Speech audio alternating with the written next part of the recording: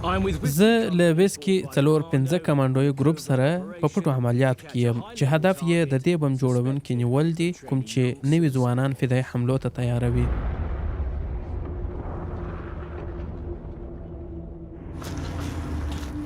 هدف ته د رسېدو لپاره موږ مجبور یو چې په توره تیاره کې پر دا خرابه لار ولاړ سو او دلته د دې خطر هم سته چې په کوم ماین ور برابر سو.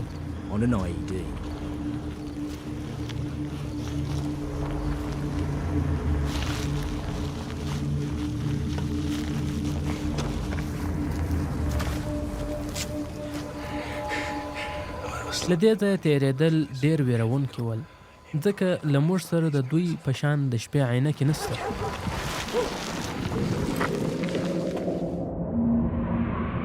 د ویسکي ډلې پلان دا دی چې په 3 ډلو تقسیم سي. لومړۍ ډله به کور له نږدې څخه محاصره کړي چې څوک ونه تښتي. دوهمه ډله به بیا لږ څه لرې محاصره وکړي چې پر لومړۍ ډلې څوک برید ونه کړي. او درېیمه ډله چې زه به ورسره یم دننه ولاړ سي چې دا ځای ونیسي.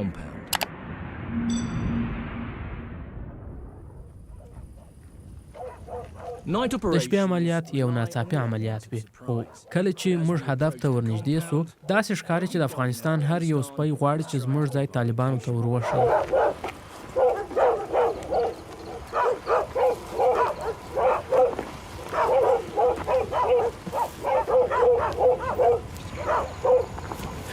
له موږ سره هم یو د تلاشي سپی سته خو دی داسې تربیه سوی چې چوپه خوله وي.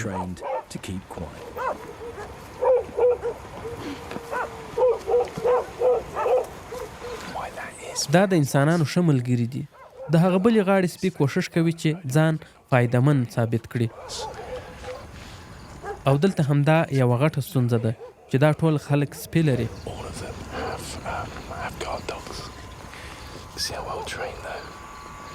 د ده هم خپله دنده ډېره خوښه ده او یوازې خپله دنده پر مخ وړي.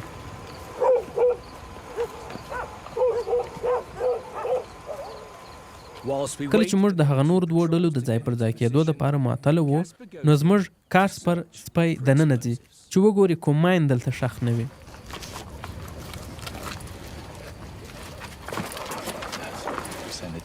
سپی مو د خلاص ځای ته ولېږه چې د دې 2 وړو کورونو تلاشي واخلي. دی به اوس دا ځای وګوري.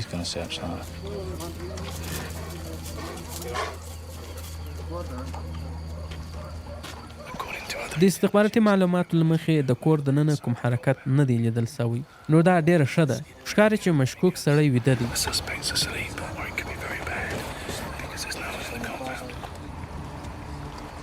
له موږ سره افغان عسکر هم سته. لومړی به دوی په کور ورننوځي نو دا به په دې ښه وي چې افغانان به له افغانانو سره مخ کړي.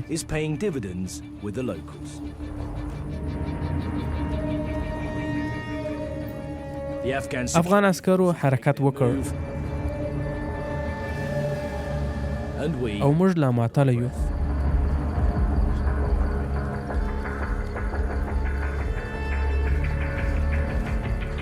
او په یو 2 لحظو کې مشکوک کسان راوایستل.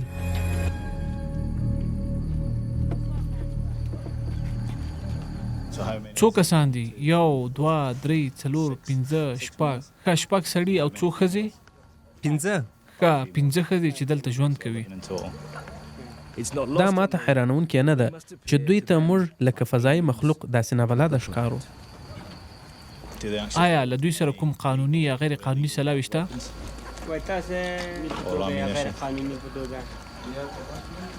نه نسته. کولای شي چې دا بل هم تلاشي کړي؟ د ویسکي ډلې هلکوان دلته دي او د دوی استخبارات ډېر ښه دي. دوی خبر دي چې مشکوک کس چې فدایان روزي ډېری وخت دلته راځي او دلته اوسیږي. دلته دی د خپل ملګرو سره ویني او د جمعې په سهار وختي چې زموږ د شنبې په ډول د عملیات کوي. خو که هغه سړی چې روزونکی دی دلې وي او نن شپه ونیول سي زموږ د ډېرو ژوند به ورسره وژغورل سي.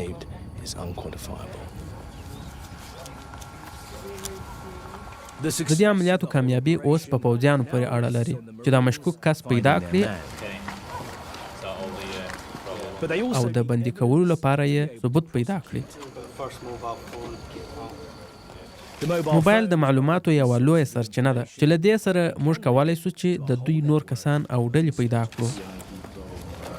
ده ویل چې ورسره یوه میموري ده، دغه یوه چې د اورلګیت په قوطۍ کې ده. بیا مې یوه په موبایل کې هم پیدا کړه. او د موبایل په ذریعه کولی سي ماینونو ته انفجار ورکړي. هغه کس چې موږ د براو یو په نوم نومولی و چې له 12 څخه یې تر 15 فدایان وروزلي ول، اوس تلاش کېږي.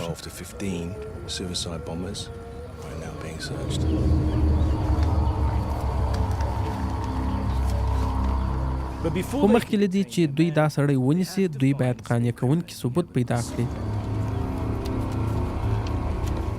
که د ده ټیسټ چې د چاودېدونکو توکو لپاره دی مثبت وخیږي، نو ده ته به یو لوی غم پیښ سي.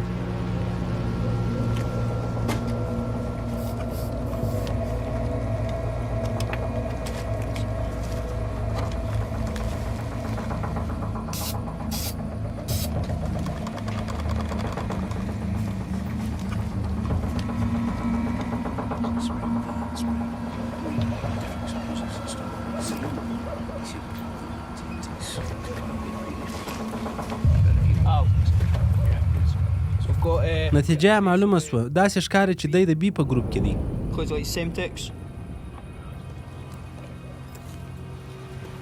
د براو یو ښی لاس د چاودېدونکو توکو په ټیسټ کې مثبت وختی.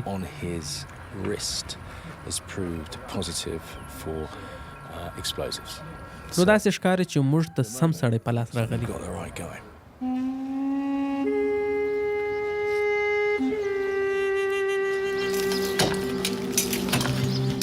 طالبان په هر ځای کې کولی سي خپل چاودېدونکي توکي پټ کړي، حتی په دیوالونو کې هم.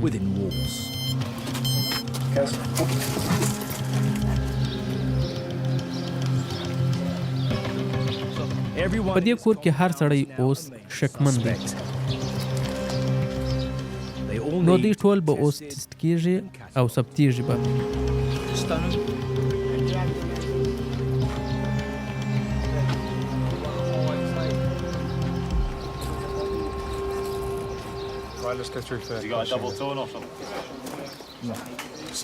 اصلي سړی یې اوس بوتلی او پوښتنې ترې کوي. موږ دلته د افغانانو د مرستې لپاره راغلي یو، او دی داسې سړی نه دی چې افغانانو ته د ګټه ورسوي. موږ پوهیږو چې دی څوک دی. موږ به هره ورځ دلته راتلو او په ده پسې به ګرځېدو. چې یا دلته ما کوچني ته تعلیم ورکړی، یا درس ورکړی، یا بل څه کړي، یا چا لیدلی وي سره. که موږ دی له بمونو یا اسلحو سره ووینو، موږ به دی بیا افغان پولیسو ته وسپارو چې د ده قضیه بیا افغان محکمې ته مخکې کېږي او دی به پرې زندان ته ولاړ سي. د دې سره موږ سره کار نه لرو. د ټول وطن کې پوښتنه کوو، تبلیغ ته دغه جامې تېره چې په جامې کې تعلیم نه ورکوو. د ټولو کسانو له ټیسټ کولو څخه وروسته پوځیانو یو بل مشکوک سړی هم پیدا کړ چې کیدای سي طالب وي. د راټول سویو ثبوتونو پر اساس موږ کولی سو چې دی بندي کړو او د بسټن کمپ ته یې یوسو. ښه نو د لومړي مشکوک کس ټیسټ مثبت وختی او دا ټیسټ د بمونو و، نه د بل څه. د دوهم کس ټیسټ هم مثبت وختی. نو پوځیان به دوی بندیان کړي او باستین کمپ ته به واستول سي. خوله دې خلاصه کړه. د ثبوتونو د پوره کولو لپاره د ټولو مشکوک کسانو د ډي ان اے ټیسټ هم وسو. د دې کار تجربه دوی ته په ایرلند کې د تروریزم پر ضد د 30 کلنې جګړې څخه سوې.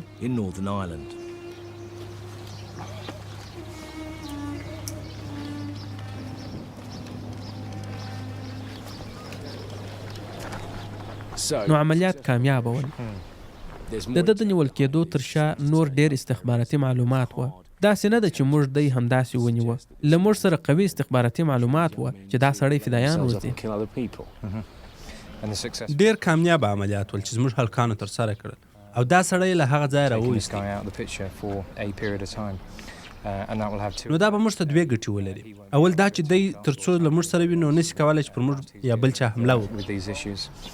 او دوهمه خبره دا ده چې زموږ دا کار نورو ته دا اختیار ورکوي چې ایساف ځواکونه کولی سي د هر چا کور ته د شپې په هر وخت کې راسي. له دې سره به نور ډېر عام وګړي وتوانېږي چې له موږ سره مرسته وکړي او مطمئن به سي چې موږ د دوی ساتنه کولی شو.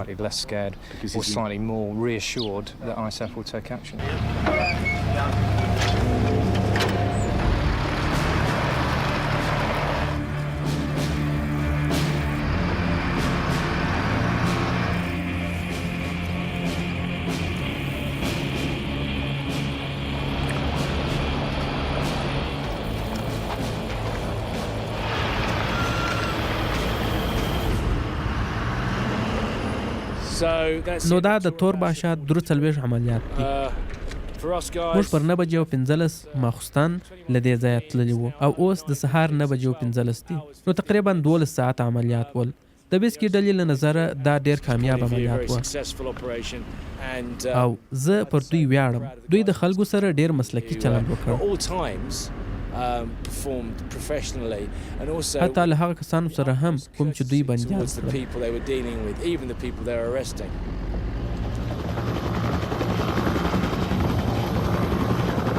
هغه مشکوک سړی چې ډېر ثبوتونه ورسره ګیر سول د بیسټن کمپ خواته روان دی چې نور تحقیقات ورڅخه وسي او له هغه ځایه به د افغان پوځیانو ته وسپارل سي.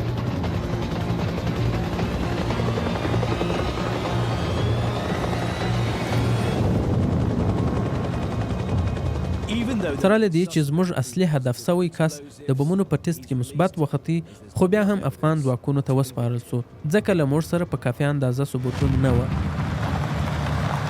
سره له دې چې دا ځای له ماینونو ډک و موږ نیکمرغه وو چې په پرونۍ ګزمه کې موږ کوم تلفات ونه لیدل.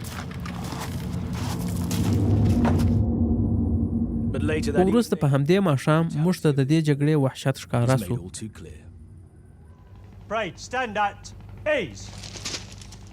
د ویسکي ډله راټوله سول چې د هغه دوه وژل سوو کسانو چې زموږ د عملیاتو د ساحې ترڅنګ د یو ماین په چاودنه کې وژل سوي ول درناوی وکړي.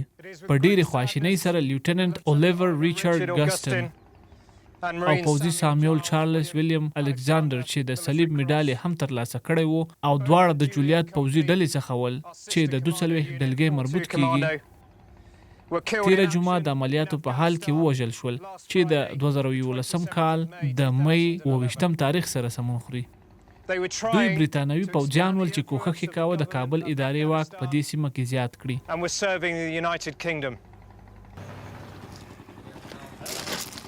معمولا د هوان مرمۍ د بل هدف لپاره وشتل کیږي خو نن یې دا مرمۍ د دې پوځیانو د درناوي په خاطر وار کړې. خو له بعده مرغه دا لومړی ځل نه دی چې ماته په داسې ځایونو کې د شاملېدو ویاړ رابخښل کیږي چې وژل سویو پوځیانو ته خپل درناوی وړاندې کړم.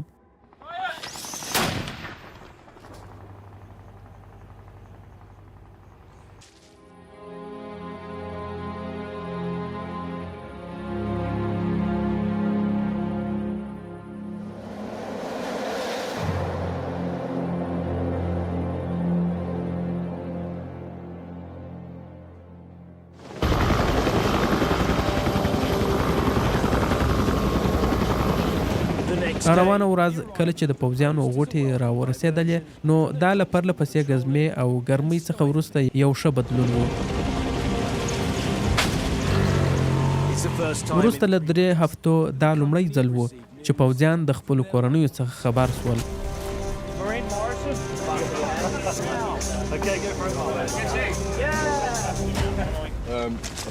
ما یو بیف جرکی چاکلیټ او جرابې ترلاسه کړې او یو څه ساس هم ورسره و. دا به تا ته ډېر ارزښت لري که نه؟ حتما و، په خاصه توګه کله چې ته ډېر وخت ورته انتظار وکړې نو دا د خپل کور یو خوند راښیي چې هر څومره په ځنډ راورسېږي همدومره یې خوند هم زیات وي که نه؟ داسې ده لکه د اختر ورځ.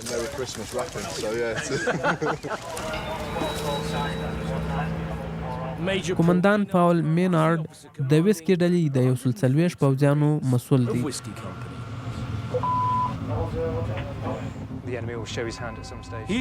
او په دې نوې استخباراتي جګړه کې د خپلو پوځیانو مسؤل دی.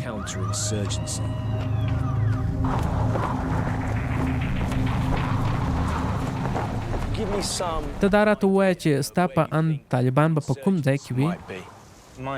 زما په ګمان په دغه ساحه کې په خاصه توګه د جنوب خواته چې دا ساحه د عملیاتو ساحه هم وه چې زموږ له ځایه ډېره لرې نه ده. خو موږ یې په منځ کې یو، د بازانو د ځالې په منځ کې یو. نو دا هغه ځای دی چې دوی پکې شپه تېروي، آرام کوي، ماینونه او وسلې له دې ځایه وړي.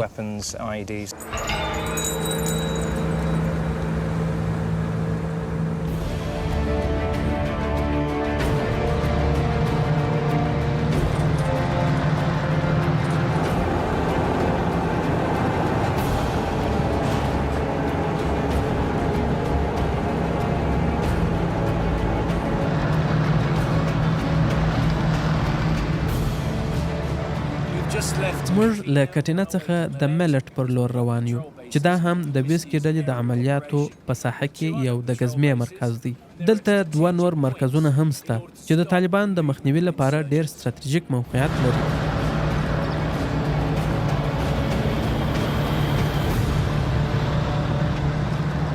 د طالبانو ضد عملیاتو کې دا نوي تکتیکونه ډېر تاثیر لري. تیر وار په 2009 کال کې چې زه په افغانستان کې وم، دلته به هر ورځ موږ د طالبانو له حملو سره مخ کېدو. اوس مهال تر ټولو لوی خطر ماینونه دي.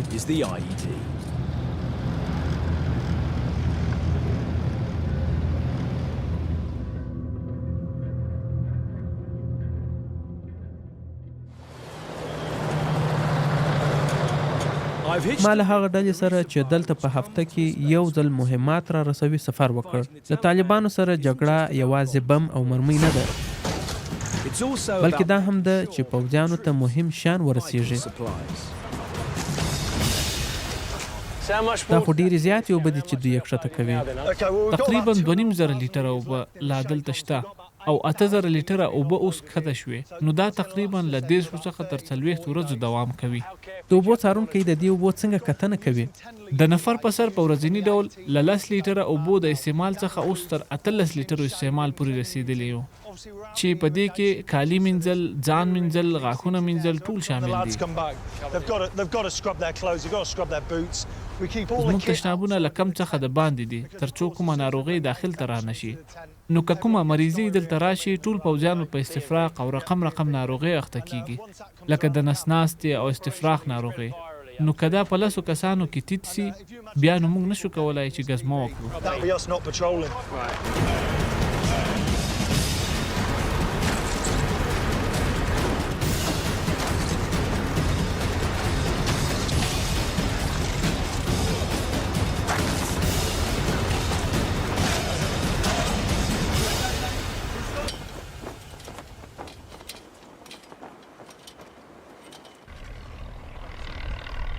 هیله کېږي چې ملک اډا به افغان امنیتي ځواکونو ته په راروانو 2 ورځو کې تسلیم سي. دا تبادله د هغه پلان برخه ده چې به په 2014 کال کې له دې ځایه ټول پوځیان وویستل سي. نو تر هغه مهاله به دلته برتانوي ځواکونه وي او د دې ځای ساتنه به کوي.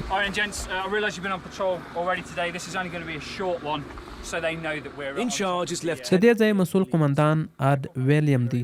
په دې نږدې موده کې د کسانو د ماین جوړونې د آلاتو یوه لویه ذخیره موندلې.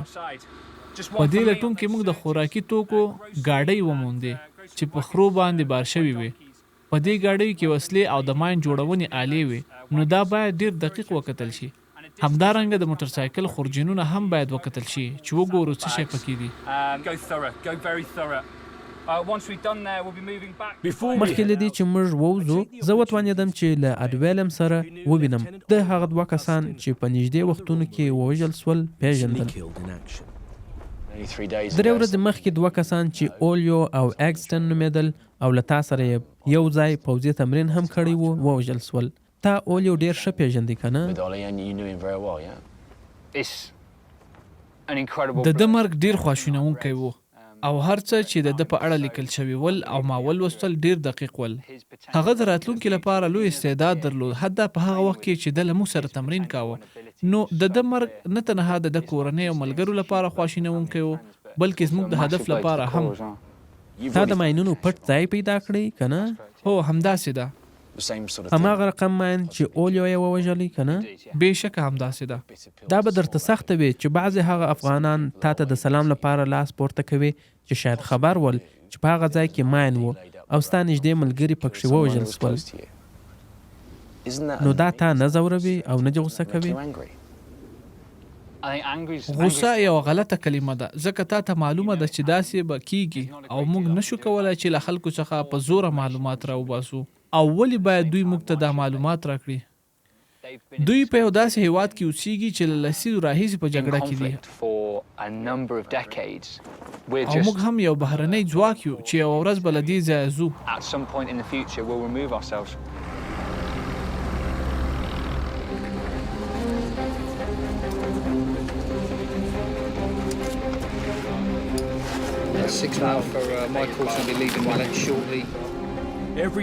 هره ورځ د ویسکي ډله خپل ځانونه په خطر کې اچوي چې د شاوخوا ساحې پیرا وکړي. هلکانو موږ به ډېر ژر د عمومي دروازې څخه د باندې ووځو. ځانونه تیار کړئ. دوی دا کار د امنیت د ساتلو لپاره کوي او نه پرېږدي چې طالبان دلته راسي.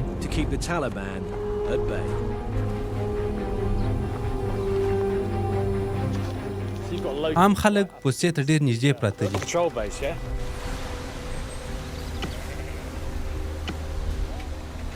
د طالبانو ضد عملیاتو تر ټولو مهمه برخه دا ده چې د عامو خلکو زړونه وګټل سي.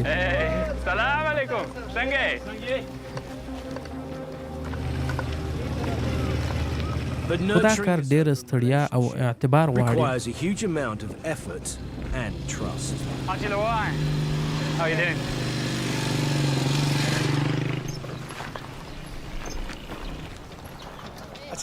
زه به درته ووایم چې پخوا به اجازه نه وه چې خلک دې موږ ته دومره نږدې سي، ځکه ځوان هلکانو چې د دوی په عمر به ول په بشکو کې به یې ماینونه اچولي ول او چاودنې به یې کولې. خو اوس لیدل کېږي چې حالات ډېر بدل سوي. د خلکو او پوځیانو ترمنځ اړیکې ډېرې ښې سوي. هیله من یم چې همداسې پاتې سي.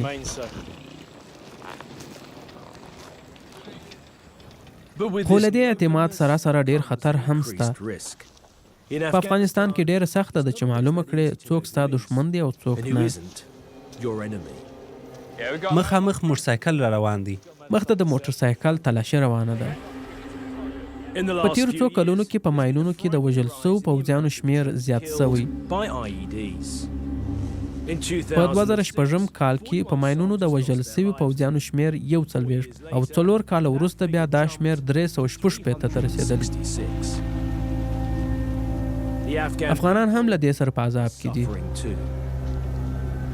له 1000 کسانو څخه زیات کسان په جګړه او بمونو کې له منځه تللي. پوځیان اوس د هغه ځای کتنه کوي چې پکښې د ډیرو ماینونو راپور ورکړل شوی و.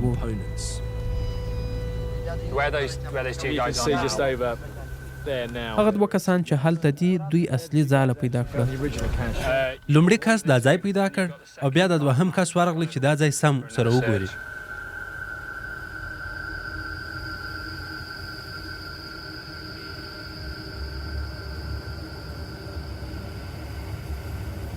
دا کار ډېره زړورتیا غواړي که نه؟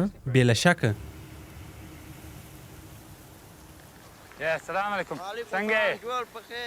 دا سړی مې په یاد دی. دا مځکه د ده د زوی ده که نه؟ نو دلته نور ماینونه ستا او که نه؟ وای نور شی ماین هم پیدا شوی ده که نه؟ هغوی شی نشته. مطمئنه یې؟ You didn't see it put in last time? You sure?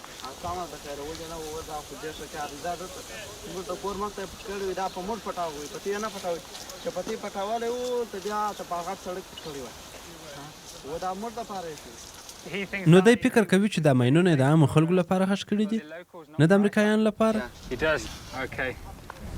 ورڅخه پوښتلی سي چې دی له طالبانو ویرېږي او که نه. ما وروره بیولی دی بندي کړی دی ویې اوس یې نه پرېږدي. خلکو روپۍ ورکړي دي وایي دا دلته مه پرېږدي. طالبان اوس دا دلته پوجي کوم اوس چې راسي ما هم دلته نه پرېږدي. ما هم بیایي وایي دا دلته چیش کوي. یو څوک راغلی ول او لټول یې. مطمئنه یې؟ هو. No, about 3/4 of the way down. So someone's been digging, looking for it. Got the predators, it's not there. And just been out. So basically, نو په دې ځای کې د ماین جوړونې وسایل وو او ورڅخه په زیاته کچه ماینونه جوړېدلی شو چې دې هلکانو پیدا کړل او 5 ورځې وروسته چې دوی بیرته دلته راغلل دا ځای داسې ښکارېدی لکه دلته چې یو څوک راغلی وي او دا ځای یې کیندلی وي او هڅه یې کړې وي چې پیدا یې کړي.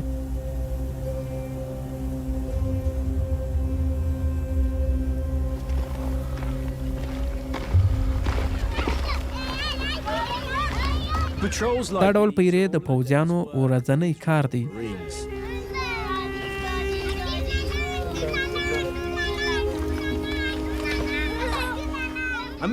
زه لیوال یم چې وپوهېږم دا قربانۍ چې موږ دلته ورکوو آیا دا به د افغانانو په راتلونکي باندې کومه ښه اغېزه ولري او که نه.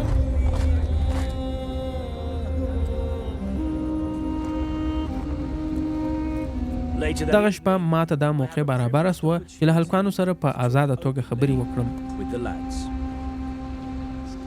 بالاخره به ایساف ځواکونه په 2014 کال کې له دې ځایه وځي. نو تاسې څه فکر کوئ چې وروسته به څه کیږي؟ دغه موده چې دوی ټاکلې طالبانو پکې په اسانه وکولی شي چې دلته راسي او دا ځای ونیسي. زما په نظر ډیره لنډه ده. په راروانو 4 کلونو کې به افغان پوځیان او پولیس په ښه ډول داسې جوړ نسي چې وکولای شي زموږ په ډول دا سیمه په واک کې وساتي.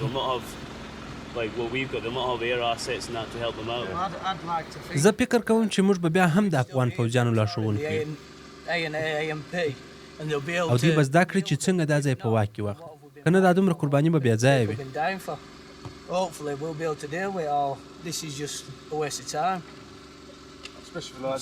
زما په نظر زموږ لا دلته کار پاته دی. پوځیانو پکې خپل لاس او پښې قرباني کړل. نو که دا ځای همداسې پرېږدو او بیرته خپلو کورونو ته وګرځو هغوی چې دا قرباني ورکړې څه به وایي؟ زما په فکر دا غلطه ده چې ووایو زموږ دلته وخت هسې ضایع سوی. که موږ پخوا وختونو ته وګورو د ایریک 5 او ایریک 1 وختونو ته نو موږ ډېر زیات فرق کړی. ملي اردو له پخوا څخه ډېره ښه سوې. نو باید ومنو چې موږ دلته بدلون راوستلی او دوی اوس کولی شي چې د ځان حفاظت وکړي. کله چې اورو چې زموږ له تلو سره به بعضې ځایونه وتړل شي نو داسې راته ښکاري لکه زموږ کار چې لا دلته پای ته نه وي رسېدلی. که زموږ له مخکې د وتلو لارې ته سترګې وي نو په رښتیا هم چې د کوم هدف لپاره چې راغلي وو هغه مو نه دی پوره کړی.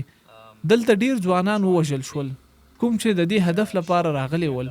نو دا به ډیره عجبه وي چې موږ دا ځای همداسې پرېږدو او له دې ځای ولاړ سو.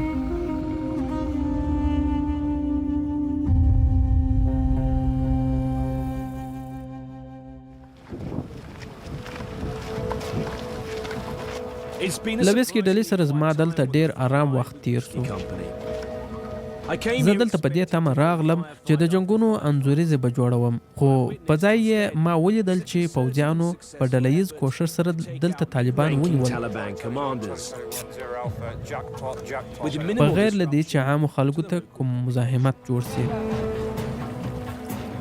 همدارنګه دوی په زیاته کچه د ماین جوړونې آلې وموندې چې له دې سره یې د ډیرو پوځیانو ژوند وژغوري.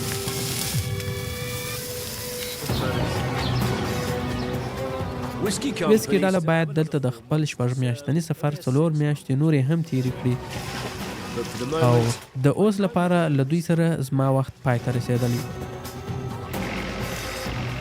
له 2 میاشتو خبرو اترو وروسته موږ وتوانېدو چې د دې جنګ یو بل اړخ ووینو.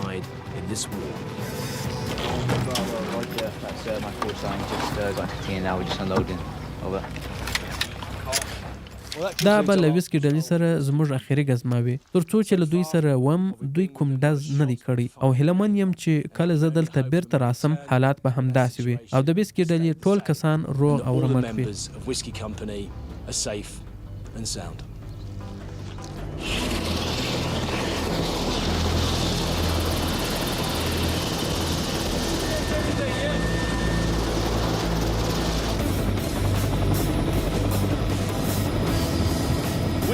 د ویسکي ډله د 25,000 پوځیانو یوه ډله ده چې په هلمند کې اوسیږي او ډیری نور بیا امریکایان دي.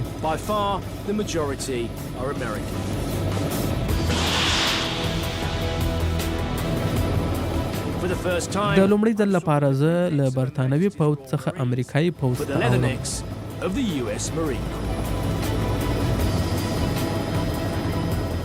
او زه د افغانستان یوه داسې ځای ته ځم چې زه یې ښه پېژنم او په تېرو کلونو کې دلته خورا درنې جګړې تېرې شوي.